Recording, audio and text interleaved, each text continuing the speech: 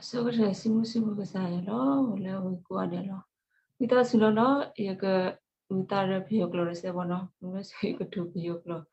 cái thứ và cái nhau rồi tết lên rồi đã bao lần vào nó nếu người ta sẽ người ta ra khi cái nhà số đây người ta ra phía rồi nó vào nó chiếu ra phía cái người chỉ số tiền vào nó phía ini đại đất sinh khuyên ấy trên chào ini ni cũng mà mà này tu tu sống rồiရတဲ့ခွင့်ပေးတဲ့အတွက်ကြောင့်ရှုစွာဖျားကိုကျေးဇူးတင်ပါတော့တက်တဲ့ခံခွင့်ပေးတဲ့ဆရာနဲ့အသိခွင့်ရတဲ့အတွက်ကြောင့်ကျေးဇူးတင်ပါတယ်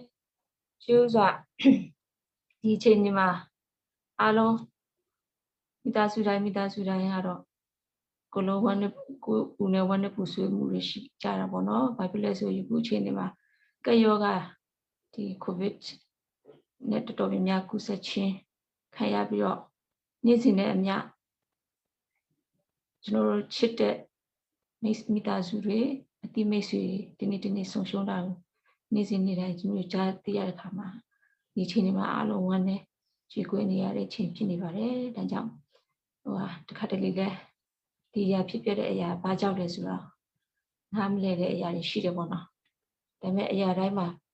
ဖြေမှာဖျားပဲရှိပါတယ်ဒါကြောင့်အခုချိန်တွေမှာတခြားလူတွေမိသားစုတွေဒီယောဂကုသခြင်းခံပြီးတော့ဆုံးရှုံးသွားတဲ့သူတွေရှိလို့ယခုချိန်ဒီမှာကျမတို့မိသားစုလည်းပေါ့နော်ယောဂနဲ့ပတ်သက်ပြီးတော့ကုသခြင်းခံရခြင်းရှိတယ်အခုဆိုရင်အပါတော့ပေါ့နော်ဒီမကောင်းခြင်းရှိပြီးတော့အဆင်ကြီးရှိနေရတဲ့ခြင်းရှိပါပေါ့နော်အဲကြောင့်ညီကောင်မတွေကိုလည်းဆုတောင်းခြင်းဖြစ်တရားပေးစီချင်ပါတယ်ဘယ်လိုဖြစ်ကိုရောကျေးဇူးတင်ပါတယ်ကိုရောတက်တခံခွင့်ရတဲ့အတွက်ကြောင့်ကျေးဇူးတင်တယ်တတမှာတော့ဖျားပြုလုပ်ခဲ့တဲ့အမှုအရာတော့များစွာပဲရှိတယ်ပေါ့နော်ဒီထဲမှာမှဖျားပြုခဲ့သောအမှုတချို့နဲ့ပေါ့နော်ပြုခဲ့တဲ့အရာအတွက်တက်တည်တွေအတွက်ကျွန်မတက်တည်ခံချင်ပါတယ်ကျွန်မတတမှာကျွန်မညီကောင်မကိုပြောချင်တာကတော့တခါတလေဘုရားအလိုတော်နဲ့လူအလိုတွေရှိပါတယ်ဘုရားအလိုနဲ့လူအလိုခွဲခြားသိမြင်ဖို့အရေးကြီးပါတယ်ကျွန်မတက်တာမှာဘုရားအလိုထက်ကိုယ်အလိုကိုလိုက်ခဲ့မိတဲ့အရာတွေရှိပါတယ်ဒီအချိန်ဒီမှာဘုရားရဲ့တုန်တင်မှုတွေတက်တာမှာ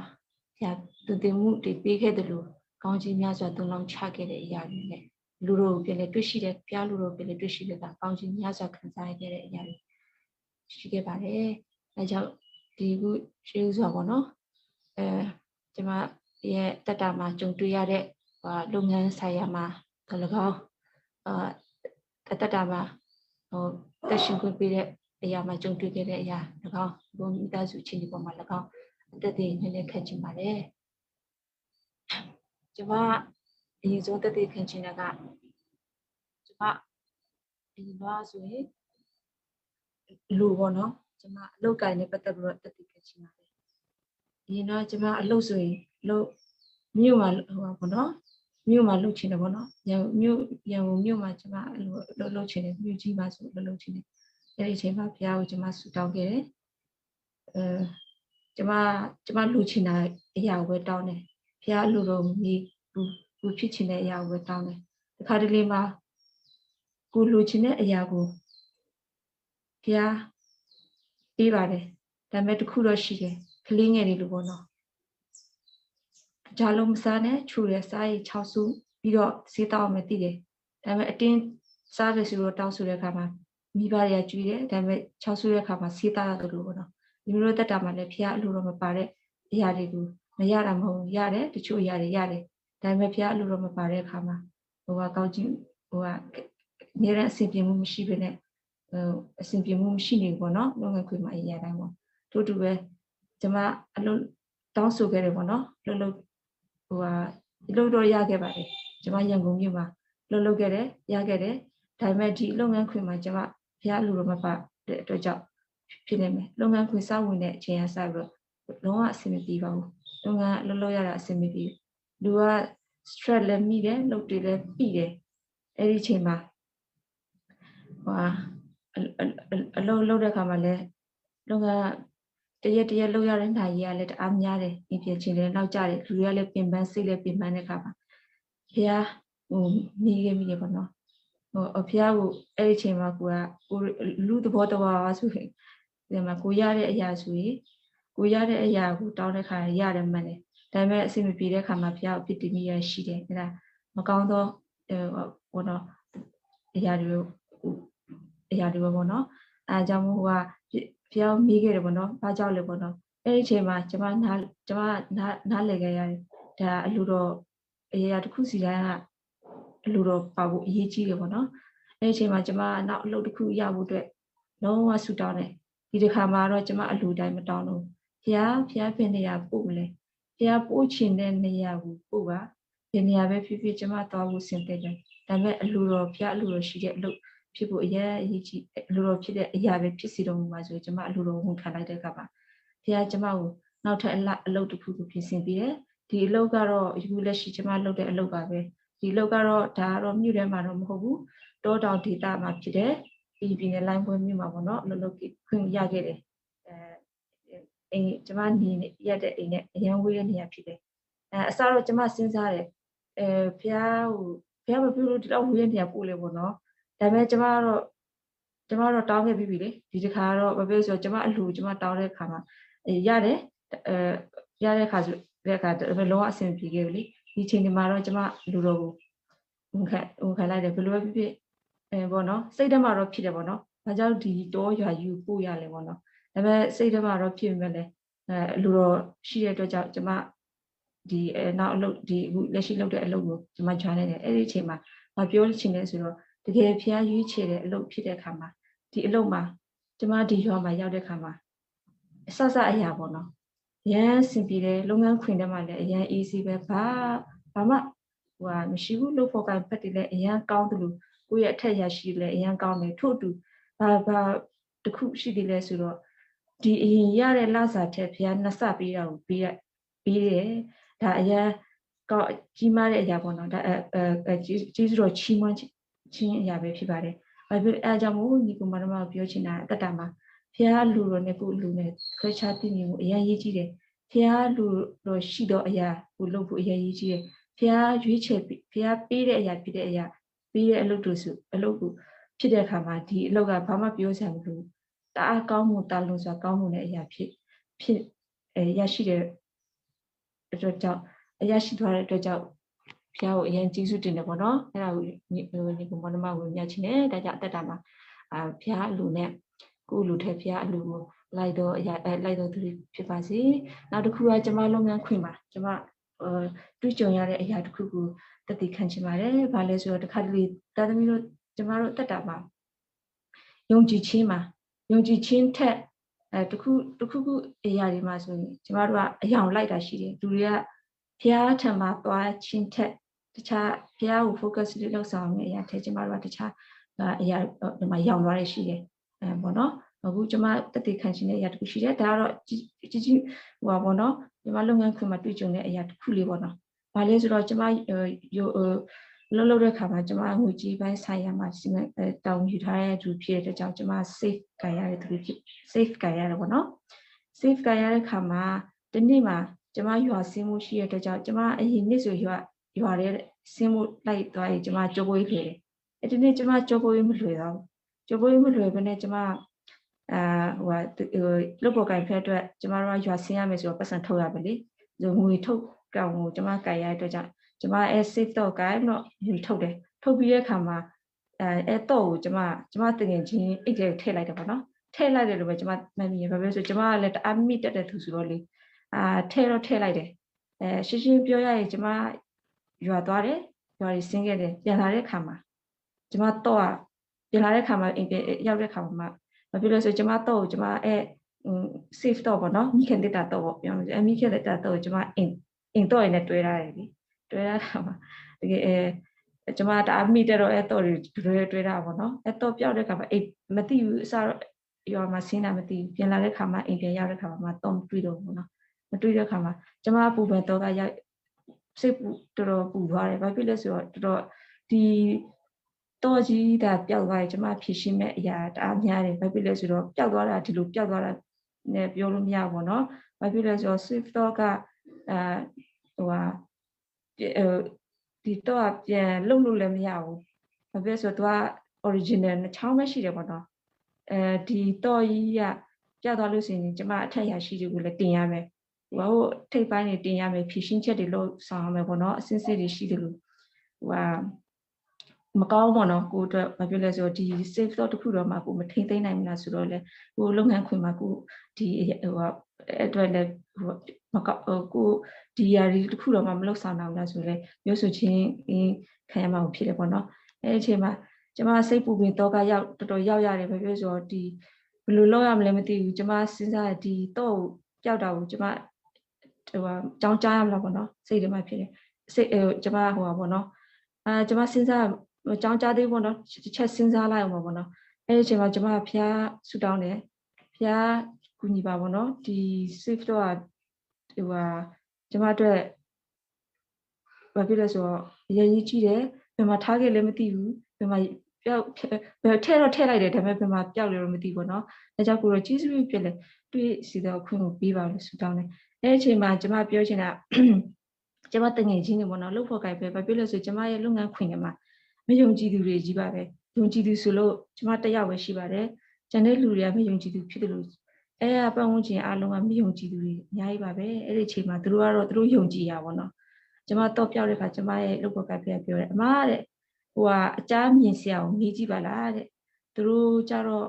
သူတို့ရဲ့ဘာသာရပ်ကသူတို့ကတအားယုံကြည်တယ်ပေါ့နော်အားနဲ့အကြမ်းမြင်စရာကိုမေးကြည့်ပါလားသူကပစ္စည်းပြောက်ရင်ဒါပါတော့သူကတောက်အဲ့ဒါကိုမေးလိုက်ရင်သူကဒီပစ္စည်းရရှိသေးတယ်တောက်မှရှိတာလားမြောက်မှရှိတာလားရောက်နေရပေါ့နော်အဲ့ဒါဆိုရင်ကိုကဟိုရှာလို့ရတယ်ပေါ့နော်ဘယ်လိုပြောအဲ့ကျမပြောတယ်ကျမဟိုပါပေါ့နော်ဟိုအမယုံကြည်သူပေါ့နော်အဲ့ဒီလိုလုပ်လို့မရဘူးယုံကြည်သူမှာအမတို့ကဒါဒီမေးမြန်းလို့မရဘူးပေါ့နော်မေးမြန်းချင်းမရဘူးကျမပြောပြရပေါ့နော်အဲ့အချိန်မှာကျမရဲ့ဒီဘက်ကပြောအမတို့ယုံကြည်သူအမပြောတာပဲအမယုံကြည်သူတချို့တွေရှိတယ်တချို့တွေမေးတာပဲဘာမှမဖြစ်ဘူးလေသူတို့မေးပေမဲ့လည်းလို့သူတို့ကတော့မေးကောင်းမေးမိပဲဒါပေမဲ့အမကတော့မမေးဘူးလို့ဘုရားလုံးဝကြိုက်တဲ့အရာမဟုတ်တဲ့အတွက်ကြောင့်အမကတော့လုံးဝမမေးဘူးလို့အမပြောတယ်ပေါ့နော်အတူချုံပြောရရင်ဒီ stock ကြီးကတစ်ပတ်နီးနီးပြောက်သွားတယ်အဲ့ဒီအချိန်မှာကျမတော်တော်စိတ်လဲဆင်းရဲရတယ်စိတ်လဲရှုပ်ခဲ့ရတယ်ပေါ့နော်ဖြည့်ရှင်းရမယ့်အရာတွေကလည်းရှိတယ်ဆိုတော့ဒါပေမဲ့ကျမကတော့ယုံကြည်ခြင်းနဲ့ပဲဆက်ဆုတောင်းတယ်ဘုရားပြင်ဆင်ပေးလိမ့်မယ်ဒီအရာကိုအဆုံးဒီတော့ကိုမတွေ့ရှိတော့ရင်ဘုရားဒီဖြည့်ရှင်းပေးမယ့်အရာတွေဘုရားနည်းလမ်းပေးမယ်ဆိုတော့ကျမယုံကြည်ခဲ့တယ်ပေါ့နော်နောက်ဆုံးရှင်းရှင်းပြောရရင်တကယ်အော်ဖို့ကောင်းပါတယ်ဒီတော့ရတစ်ပတ်နီးပါးလုံးပျောက်သွားတယ်ပျောက်သွားတဲ့အချိန်မှာနောက်ဆုံးဟိုမထင်မှတ်တဲ့တခြားတငယ်ချင်းပေါ့နော်တနေ့မှာကျမတို့ကဟိုပါပေါ့ကျမတငယ်ချင်းတယောက်ကသူကအိမ်ပြန်သွားပါပေါ့နော်လုပ်ဖို့ကန်ဖြစ်တဲ့သူကအိမ်ပြန်ပြီးတော့နေပြန်လာတဲ့အခါမှာဟိုပါပေါ့သူကဒွင်းဒီတော့ကော့ကရိတ်ပြဆိုတော့ဒွင်းဒီပြန်တက်လာတော့ပြန်ဟိုလာပို့ကြွေးကြတာပေါ့နော်အဲစားတဲ့အချိန်မှာသူကပြောအမတော့ပြတွေ့ပြီလားတဲ့ကျမအားနဲ့သူမေးရဲ့ကျမပြောရဲတော့တွေ့ဘူးလို့တစ်ပတ်လောက်ရှိဘူးသူကပြောအမကလည်းအချမ်းမြင်စရာနဲ့မေးလိုက်တာမဟုတ်ဘူးပထမတရက်တော့မေးတွေ့တော့တွေ့တယ်အဲ့ကျမပြောလာတယ်မိဒီအချမ်းမြင်စရာအမမမေးဘူးလုံးဝပဲမမေးဘူးအမတို့ယုံကြည်ချက်အရာအမတို့ဒါမေးတာအမတို့ရဲ့ဘာသာရေးမတော်လကောင်းဟိုမနော်ဖျားလုံးဝမကြိုက်တဲ့အရာဖြစ်တဲ့ကြောင့်အမလုံးမလုံးဘူးနော်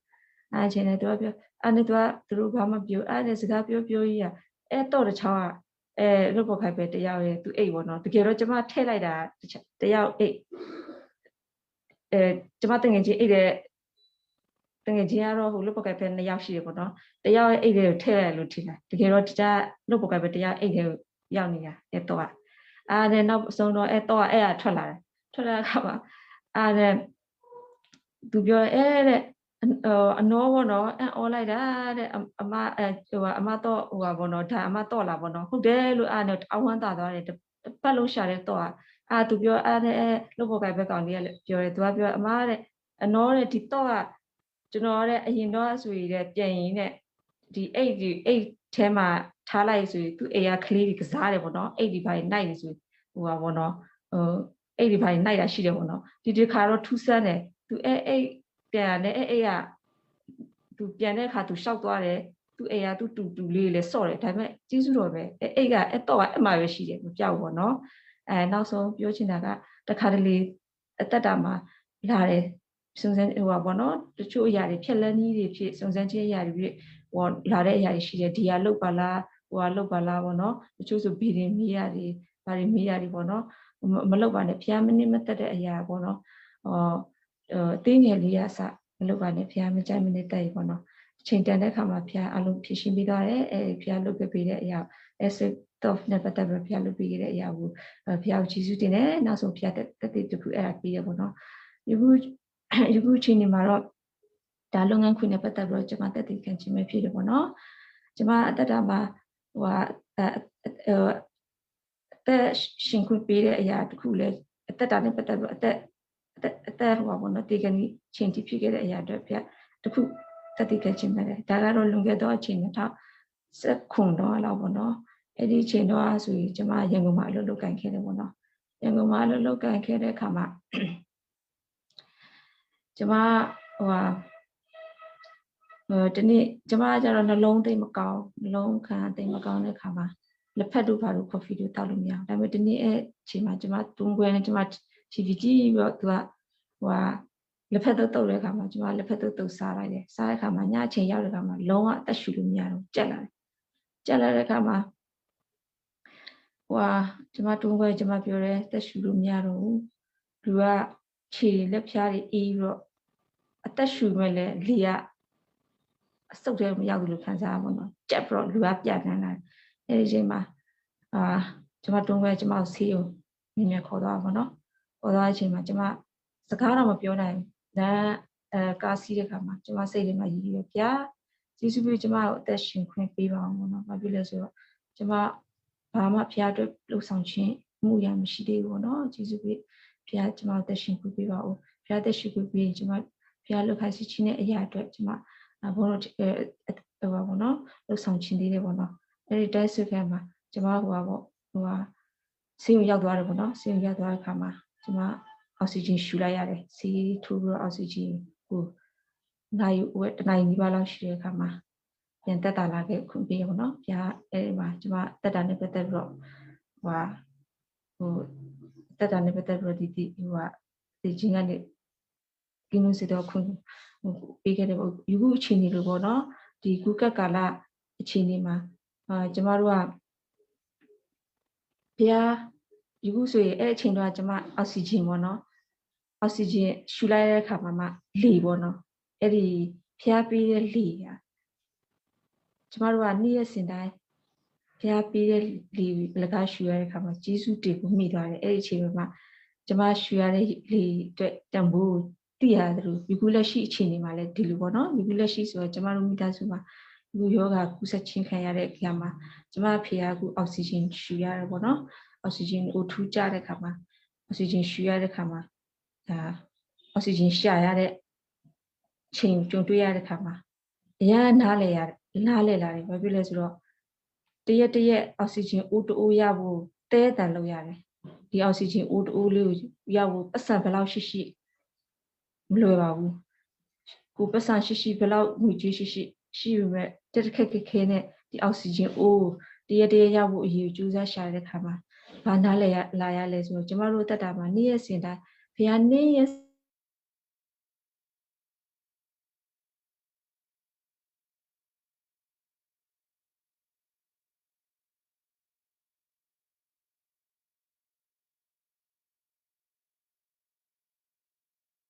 ဆိုတော့ကျမတို့အောက်ဆီဂျင်ရှာရလေအောက်ဆီဂျင်ရှာတဲ့အခါမှာဒါဘလောက်ခက်ခဲတဲ့အခါမှာနားလေလာရတယ်ဘုရားရဲ့ကျေးဇူးဘုရားရဲ့ကောင်းမြတ်ခြင်းဘုရားဘလောက်တော့မှလှုပ်ဆောင်တော့ဗောနော်ဒါကြောင့်အသက်တာမှာဘလောက်ဘုရားပေးထားတဲ့ຢာဗောနော်ဒီလေတွေကလကားပဲနှစ်ပေါင်းများစွာကျမတို့ရှူခဲ့တာကျေးဇူးတစ်ချက်တင်ဖို့တော့မှကျမတို့မြင့်မြော်ခဲ့တယ်ဗောနော်ယခုချိန်မှာဒီအောက်ဆီဂျင်ကရှာရတာခက်ခဲတဲ့အချိန်မှာဒီအရာတွေကိုသိရှိလာတယ်ပေါ့နော်ဒီခုချိန်ဒီမှာတော့ကျမမိသားစုအတွက်ကိုပေါ့နော်ဒီကုမနမ